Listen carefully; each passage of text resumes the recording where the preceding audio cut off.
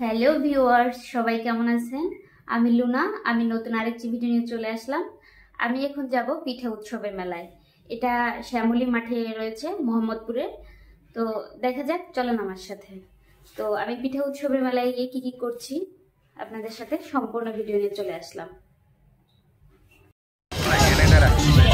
অবস্থা কি সিলেটে এখন সিলেকশনের অবস্থা কি?